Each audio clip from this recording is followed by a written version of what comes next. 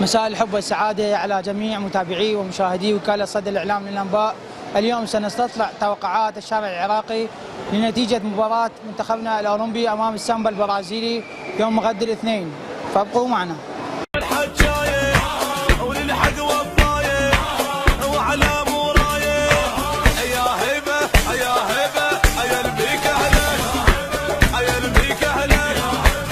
مثل ما تشاهدون الآن في الوحدة التدريبية الخاصة بالمنتخب الأولمبي قبل 24 ساعة من خوض اللقاء مع المنتخب البرازيلي. مدرب الفريق عبد الغني شهد ارتأى أن تجري الوحدة التدريبية بنفس التوقيت اللي راح تجري فيه المباراة من أجل التكيف على هذه الأجواء. نشاهد لقطات من التدريبات وإن شاء الله أنه وقف مع عدد من اللاعبين.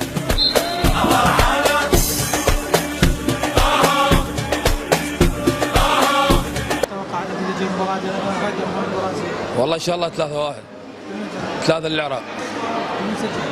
3 عندنا علي عدنان شبه يسرى زين ان شاء الله يعني يحقق الانجاز وبيه كل البركه. عندنا همام طارق زين وعندنا ذرغام اسماعيل. ذرغام اسماعيل اوجه له كل التحيه، شاب لاعب شاب سريع مهاري كل الصفات الحلوه به. بسم الله الرحمن الرحيم. توقعاتنا ان شاء الله الفوز حسب تصريح اللاعب البرازيلي ميمار انه لعبه قويه، وهذا دليل على انه المنتخب الوطني ان شاء الله قادر على الفوز. والله هي اللي قد صعبه يعني ان شاء الله 1. مهند عدنان صاحب القدم اليسرى القويه تكون في المرمى باذن الله. هدف اول عراقي في الشوط الاول راح يعطي الثقه الكبيره بالنسبه للمنتخب العراقي. حتى في الشوط الثاني علي عدنان من مسافه بعيده، علي عدنان يحاول ان يسدد على المرمى.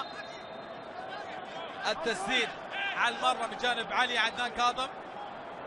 هوجربيرغ المتابعه موجوده، علي عدنان يسدد. الله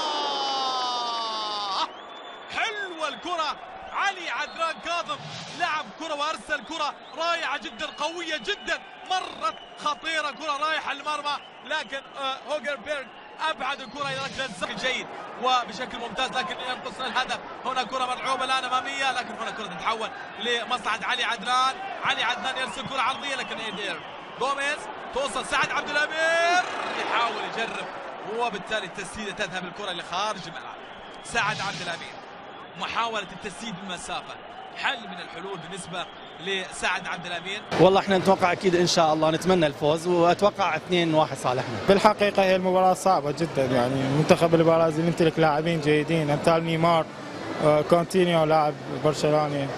انا اتوقع يعني تعادل ان شاء الله، لان عندنا احنا ابطال لاعبين جيدين جدا، علي عدنان، ذرغام اسماعيل، ابطال ان شاء الله.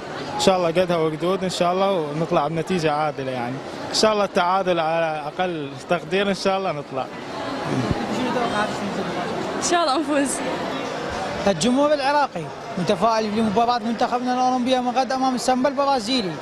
كل التوفيق والأمنيات إلى منتخبنا الأولمبي في تحقيق نتيجة إيجابية من أجل التأهل إلى ربع نهائي أولمبياد ريو دي جانيرو في البرازيل.